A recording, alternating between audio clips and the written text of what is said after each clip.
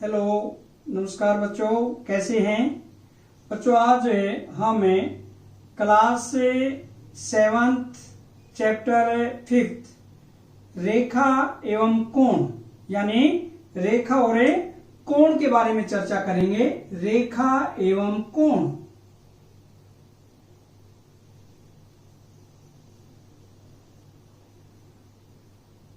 आज हमें रेखा एवं कोण के बारे में चर्चा करेंगे। बच्चों, आपने पिछली कक्षा में कोणों के बारे में पढ़ा है। कोण क्या होते हैं। कोण, सबसे पहले कोणों पर चर्चा करने से पहले हम थोड़ा सा चर्चा करना चाहेंगे। जैसे ये क्या होता है, रेखा जो दोनों ओर से अपरिमित रूप से बढ़ जाती है, यानी अनंत। परली साइड भी कितना ही बढ़ाएं इसको और इस साइड में भी कितना ही बढ़ाएं, उसे क्या बोलते हैं, रेखा।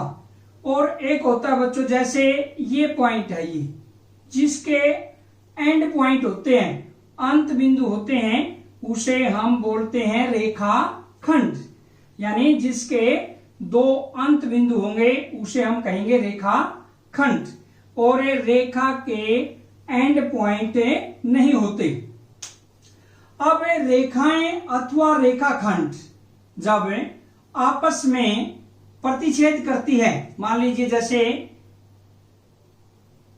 ये दो रेखाएं हैं, अगर आपस में ऐसे प्रतिच्छेद करती है तो यहां पर प्रतिच्छेद बिंदु पर कोण बनता है, उसे हम क्या कहेंगे, कोण कहेंगे। रेखाएं हो सकती है, रेखाखंड हो सकते हैं, तो जो उनका प्रतिच्छेद बिंदु होता है उसे हमें कोण कहते हैं।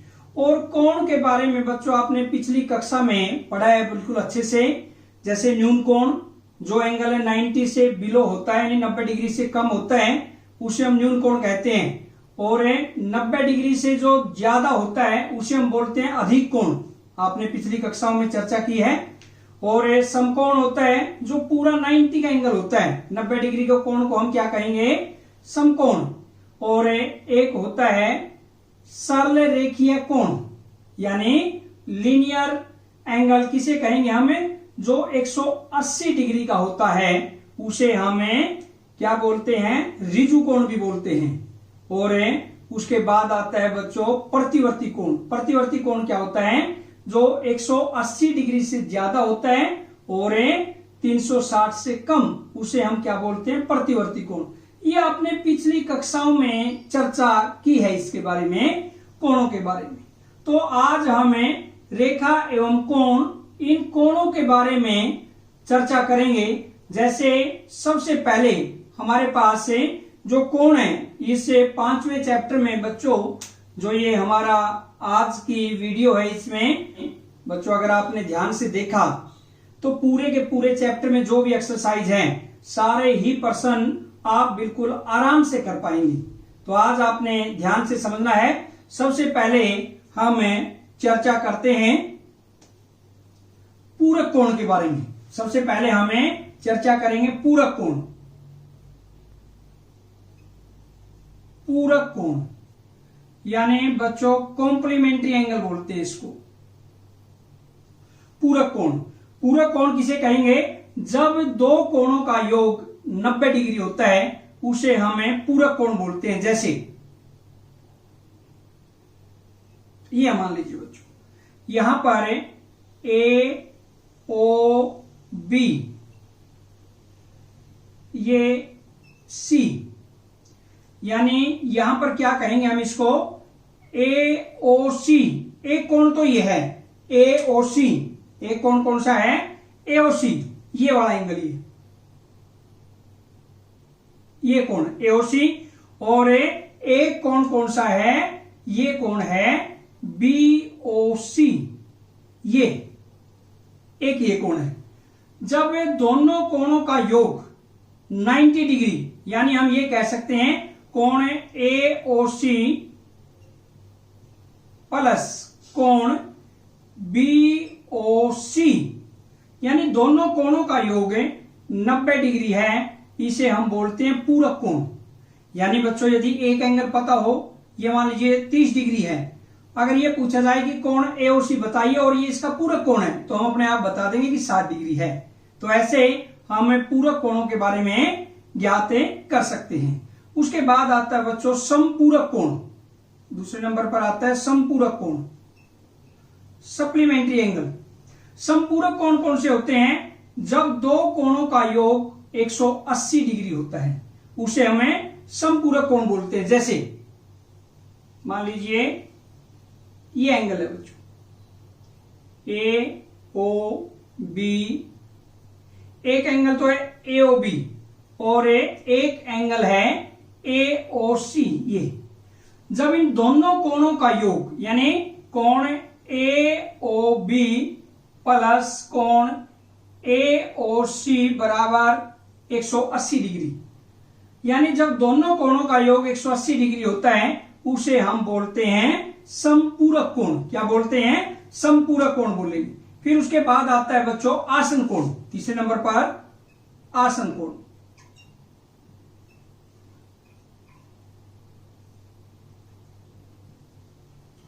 आसन कोण में क्या होता है?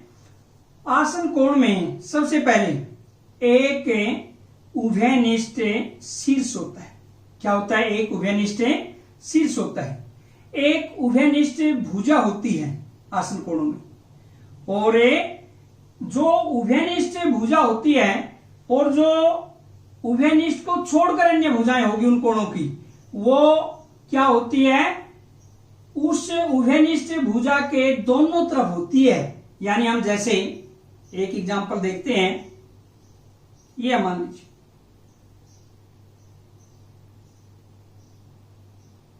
ये दिया हुआ बच्चों। अब इसमें एक एंगल है, मान लीजिए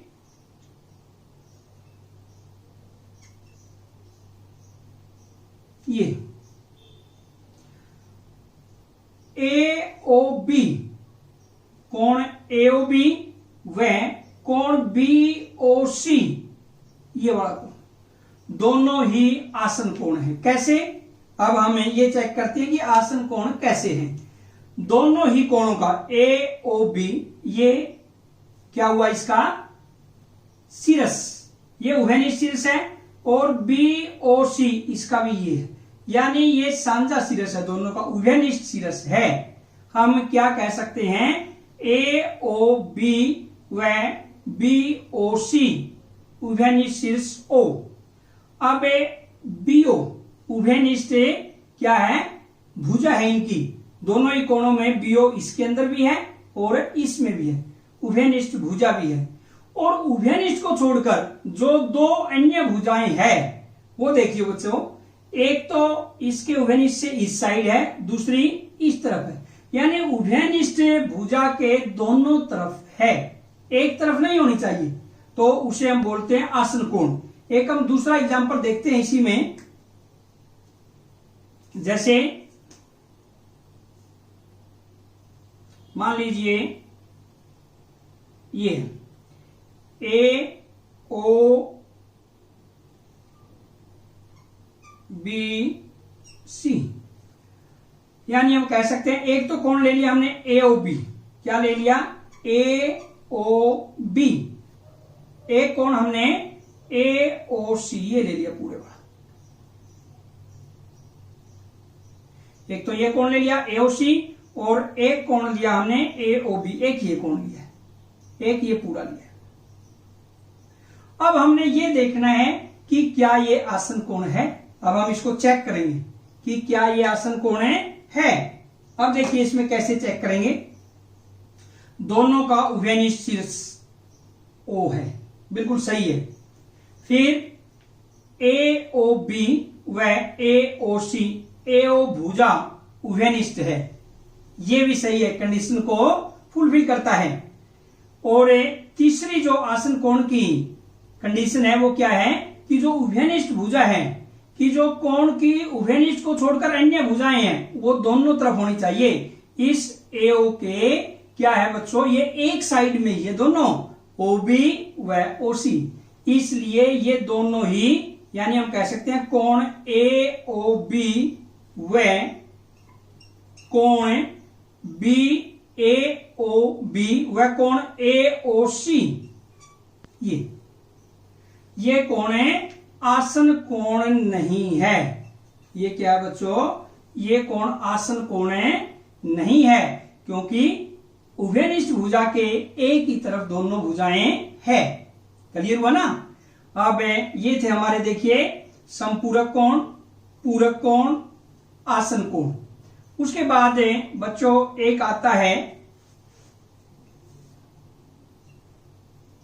वर्टिकल अपोजिट एंगल, यानी हम उसको बोलते हैं शीर्षाभिमुख कोण।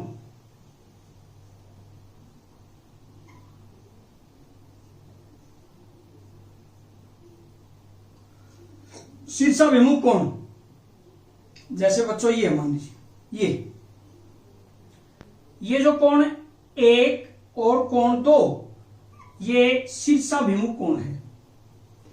कोण 3 और कोण 4, ये भी क्या है, शीर्षाभिमुख कोण है, या हम इसको ऊर्ध्वाधर सम्मुख कोण भी बोलते हैं। ऊर्ध्वाधर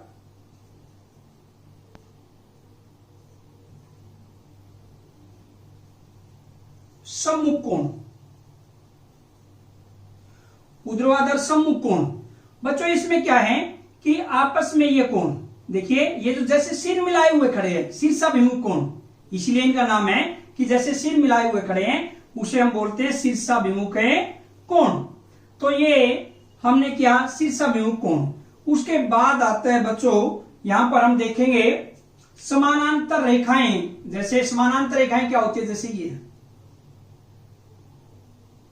जब दो रेखाओं के बीच बिल्कुल समान डिस्टेंस रहता है, या हम कहें समान दूरी रहती है, उसे हम क्या कहेंगे, समानांतर रेखाएं, जब बिल्कुल समान दूरी हो। और यहां पर आप देखिए, मान लीजिए ये रेखा L है और ये रेखा M है, दोनों ही समानांतर रेखाएं हैं। इनको एक तिर्यक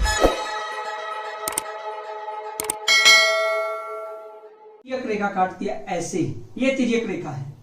तो यहां पर देखिए कोण कितने बनेंगे बच्चों, 1 2 3 4 5 6 7 8, ये कोण बनते हैं।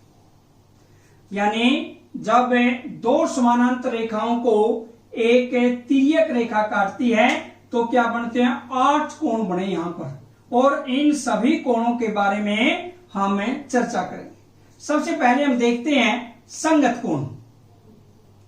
संगत कोण क्या है? संगत कोण में बच्चों क्या होते हैं कि जैसे मान लीजिए मैं यहां पर आपको संगत कोण के बारे में बताऊंगा। जैसे ये है, मैंने ये दे दिया, दो समानांतर रेखाएं,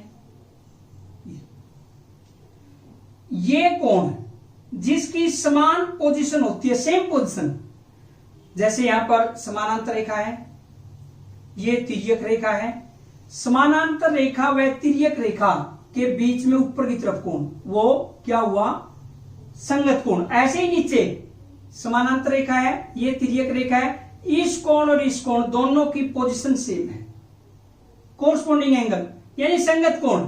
यानी ये समानांतर रेखा के ऊपर तिर्यक रेखा के बीच में, ये समानांतर रेखा के ऊपर तिर्यक रेखा के बीच में, तो कोण ये 1 और 2, ये बच्चों क्या हुए, संगत कोण। और ऐसे ही ये भी कोण संगत कोण होते हैं, जैसे ये और ये, इनकी पोजीशन सेम है। ऐसे ही ये कोण और ये कोण भी संगत कोण है, और ये कोण और ये कोण भी संगत कोण है। तो हमें क्या कह सकते हैं, जैसे यहां पर संगत कोण, कोण 1 व 5 दोनों ही बराबर है। संगत कोण सबसे पहले हम लिखेंगे बच्चों क्या होते हैं, समान। संगत कोण हमेशा समान होते हैं। जैसे कोण 1 व कोण 5 ये संगत कोण है। कोण 2 व कोण 6 ये भी संगत कोण है। और कोण 4 व 8 ये भी संगत कोण है। और कोण 3 व 7 ये भी संगत कोण है। यानी ये सारे के सारे क्या है बच्चों, संगत कोण। उसके बाद आता है अंतःकोण और बाह्य कोण। जैसे बच्चों यहीं पर देखते हैं, मान लीजिए यहां पर ये कोण है, ये समानांतर रेखाओं के अंदर की तरफ है दोनों ही, ये कोण भी, ये कोण भी, ये कोण भी। यानी हम कह सकते हैं, अगर मैं इसको एक नाम दूं, 1 2 3 4, ये सारे ही क्या है, अंतःकोण। और ये कोण मान लीजिए यहां पर मैं 5 नाम देता हूं, 5 6 7 8, ये सारे बाह्य कोण है। ये क्या है, बाह्य कोण है और ये अंतःकोण है। तो अब हमें चर्चा करेंगे एकांतर कोण। एकांतर कोण भी हमेशा समान होते हैं, यानी इसमें हमें जो एकांतर कोणों के बारे में चर्चा करेंगे, एकांतर एकांतर कोण। एकांतर कोण, अंत का मतलब ही बच्चों, जब अंत बोल दिया इसका अर्थ क्या हुआ कि कोण 3 4 5 6, जब हमने अंत बोला है इसका अर्थ क्या हुआ, कोण 3 4 5 6 है। और अंत कोण एकांतर, यानी अंत एकांतर कोण समान होते हैं हमेशा। जैसे कोण 4 बराबर कोण 6, क्योंकि जो अपोजिट साइड में दूसरी साइड में एंगल होता है ना, उसको एकांतर कोण बोलते हैं, अल्टरनेट एंगल। यानी कोण 4 व कोण 6 तथा कोण 3 व कोण 5, ये हमेशा समान होते हैं। कोण 4 व 6, कोण 3 व 5। एक होता है बच्चों बाह्य एकांतर कोण। क्या होता है, बाह्य एकांतर कोण। बाह्य एकांतर कोण जो बाहर की तरफ है, कोई अपोजिट साइड में होना चाहिए, अल्टरनेट एंगल है, उल्टा। तो कोण 1 बराबर कोण 7, कोण 1 बराबर कोण 7 व कोण 2 बराबर कोण 8, ये बाह्य एकांतर कोण है। अंत एकांतर व बाह्य एकांतर के बारे में हमें कह सकते हैं। एक बच्चों जब ये समानांतर रेखाएं हैं, समानांतर रेखा को जब एक तिर्यक रेखा काटती है, इसके एक ही ओर बने हुए अंतःकोण संपूरक होते हैं। यानी हम बच्चों कह सकते हैं कोण 3 प्लस कोण 6 बराबर 180 डिग्री। यानी ये समानांतर रेखाएं हैं, इनको एक तिर्यक रेखा काटती है। ये कोण 3 व 6, कोण 3 प्लस 6 कितने डिग्री का होता है, 180 डिग्री। वह कोण 4 प्लस 5, ये भी बच्चों 180 डिग्री होता है। यानी क्या हुआ इसका अर्थ कि जो अंतःकोण है, यानी इसका तरफ हुआ एक ही तरफ बने हुए अंतःकोण है, हमेशा संपूरक होते हैं या 180 डिग्री का कोण होता है यदि रेखाएं समानांतर है तब। जैसे इसमें ये कोण और ये कोण 180 है, ये कोण और ये कोण 180 डिग्री है। अब बच्चों यदि हमने मान लीजिए समानांतर रेखाओं की जांच करनी है कि क्या वो समानांतर रेखाएं है या नहीं, जैसे इसके बारे में देखना हमने कि क्या ये समानांतर रेखाएं है या नहीं, तो हम कैसे जांच करें। यदि संगत कोण बराबर है, इसका अर्थ वो समानांतर रेखाएं है। यदि एकांतर कोण बराबर है, इसका अर्थ वो समानांतर रेखाएं है। और यदि एक ही तरफ के अंतःकोण संपूरक है, इसका अर्थ वो समानांतर रेखाएं है। इसलिए हम ये भी देख सकते हैं कि कौन कौन सी रेखाएं समानांतर है उनके एंगल देखकर। तो बच्चों इस वीडियो में जैसे पूरक कोण के बारे में चर्चा की, जो एक्सरसाइज में क्वेश्चन आगे एक एंगल दे दिया, दूसरा पूरक निकालना है। पूरक का अर्थ हमें पता है कि दोनों कोणों का योग 90 डिग्री होता है। जब दोनों कोणों का योग 90 डिग्री है वो पूरक कोण होते हैं। अगर एक कोण 30 का है, अगर उसका पूरक कितना होगा 60। संपूरक कोण, संपूरक कोण क्या होता है बच्चों, जब दोनों कोणों का योग 180 डिग्री होता है, यानी सप्लीमेंट्री एंगल। मान लीजिए एक कोण 60 डिग्री का है तो इसका संपूरक क्या होगा 120 डिग्री। आसन कोण, आसन कोण में क्या होता है, एक उभयनिष्ठ शीर्ष होता है, एक उभयनिष्ठ भुजा होती है, और उभयनिष्ठ भुजा के दोनों तरफ जो उभयनिष्ठ नहीं है वो दोनों भुजाएं होती है। एक बच्चों इसमें एक बचता हमारा रैखिक युग्म। रैखिक युग्म नंबर 4 पर हम चर्चा करेंगे रैखिक युग्म के बारे में भी। रैखिक युग्म, लीनियर पेयर। एक ही रेखा पर ऐसे बने हुए दो आसन कोण क्या होते हैं? रैखिक युग्म होते हैं। यानी ये एक ही रेखा पर दो युग्म, ऐसे मान लीजिए ए ओ बी व बी और सी, दो एंगल है ये और ये रैखिक युग्म है, लीनियर पेयर है। एक सरल रेखीय कोण बनाते हैं एक ही रेखा पर। इसका अर्थ A O B plus B O C कितने डिग्री का है? 180 डिग्री, या हम ये कह सकते हैं ये रैखिक युग्म में बनाते हैं। तो बच्चों ये हमने कोणों के बारे में चर्चा की, चाहे वो शीर्षाभिमुख कोण है चाहे वो एकांतर। शीर्षाभिमुख कोण हमेशा समान होते हैं, अंत एकांतर बाह्य एकांतर हमेशा समान होते हैं, संगत कोण समान होते हैं। और क्या हुआ बच्चों? आसन कोण के बारे में हमें पता है, पूरक कोण के बारे में पता है, समपूरक कोणों के बारे में भी हमें पता है। तो नेक्स्ट वीडियो में जब बच्चों हम एक्सरसाइज करेंगे 5.1, यदि आपने इस वीडियो को ध्यान से समझा है तो उसके जो क्वेश्चन है आप बिल्कुल इजीली यानी आराम से कर पाएंगे। तो आज की वीडियो में बच्चों इतना ही, और नेक्स्ट वीडियो में फिर हम मिलते हैं एक्सरसाइज 5.1 के साथ। तब तक के लिए जय हिंद, जय भारत।